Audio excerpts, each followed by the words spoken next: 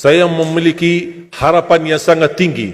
InsyaAllah Indonesia, sepanjang apapun kegelapan, sepanjang apapun kegelapan kezaliman, sepanjang apapun kehilangan keadilan, InsyaAllah akan datang satu saat terbitnya matahari adil.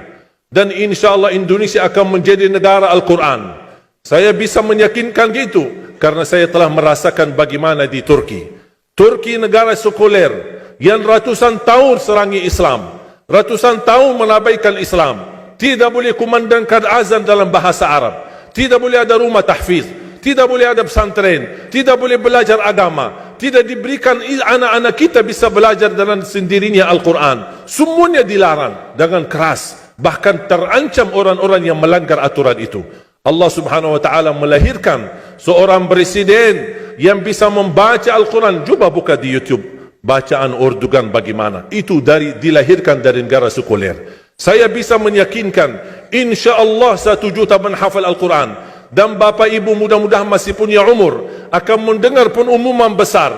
Imam besar salat Idul Fitri dan Idul Adha sekaligus khatib adalah Presiden Republik Indonesia menghafal Al-Quran.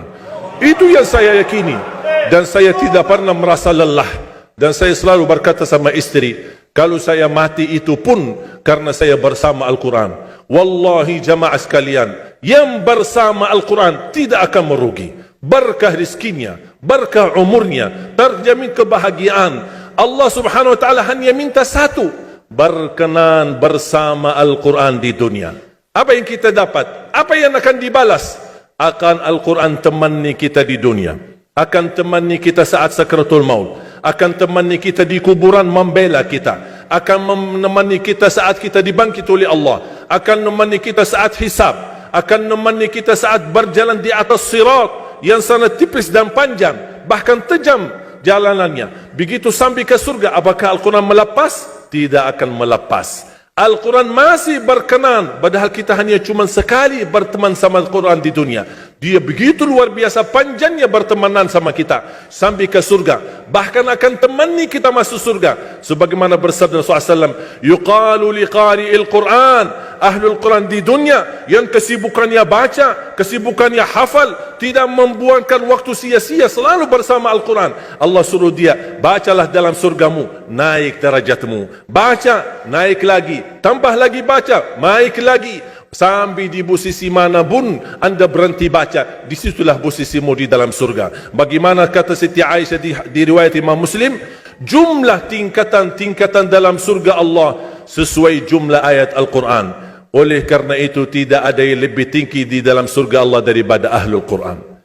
Cukuplah bahagia Ahlul Quran ketika di hari kiamat dipanggil, semua manusia dibangkitkan oleh Allah. Malaikat memberikan pengumuman, mana Ahlul Quran? Berdiri, rapat, berdekatan.